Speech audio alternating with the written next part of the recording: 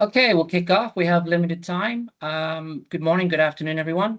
I'll introduce myself as your host for the next 30 minutes today. I'm Mike Conroy, Talk BPO, co-founder, director, trading partner with Prohance Analytics Australia, where we'll have a fireside chat discussion with Brendan Marie, VP and Country Manager, Prohance Analytics Australia.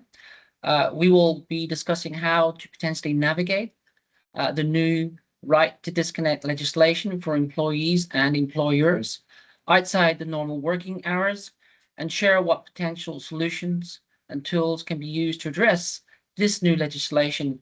Please note, depending on the time, an anonymous poll may be provided during and after the webinar, and a Q&A session for approximately 10 minutes will be open during the webinar, where we'll make time to answer some questions also from the audience. Brendan Marie, welcome. Great to see you and be here today on this unique topic. Thanks, Mike, and thanks everyone for joining us. Look forward to the chat. Excellent. Let's get into it. We only have about 30 minutes.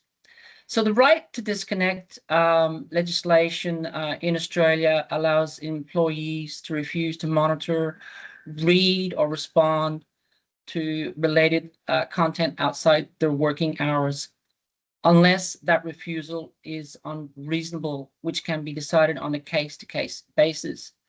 The change is part of a new closing loop law under the Fair Work Commission Act, revised August 26th, 2024 of this year, and applies to all employees of non-small businesses, 15 or more employees.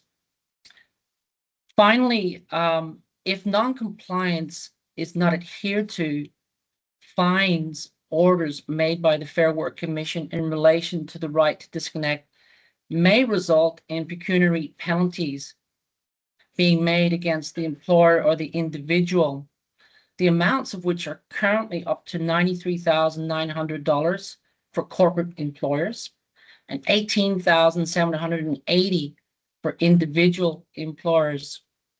That said, Brendan, do you think that the adoption of these solutions like Prohance will be a norm going ahead to address these concerns of both Australian employees and employers under the new Government Fair Work Act?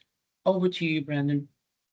Yeah, thanks, Mike. Yeah, I do. I obviously think it would be, given the risk associated with it for businesses with this new legislation that is coming. And to further compound matters, we have the work from home or hybrid or remote working environments, which are obviously accentuating these type of challenges. Now, if we talk about employees wanting greater flexibility, right? And this is a study that was done by Ecosystem, which is the voice of the employee. I think the percentages may be surprising, but it's no surprising that people prefer to work from anywhere, right? And the majority do. They want a choice.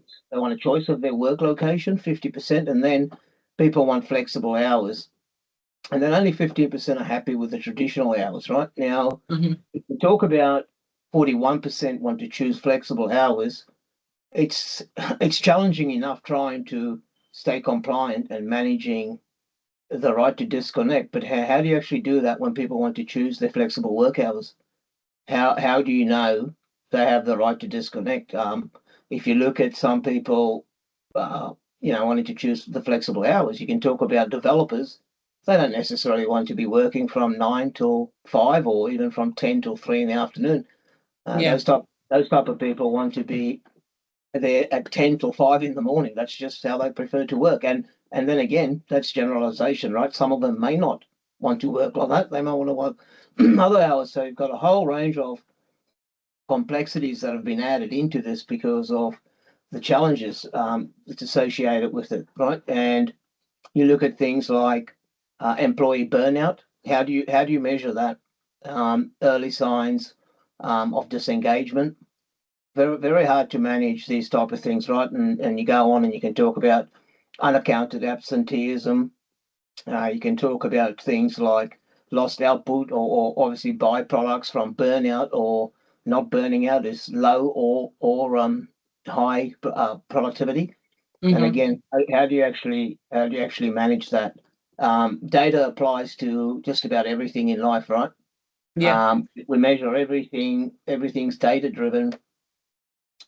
I drive myself by data, which is my watch, Yeah. and Yeah. I'm sure many of you do. Yeah.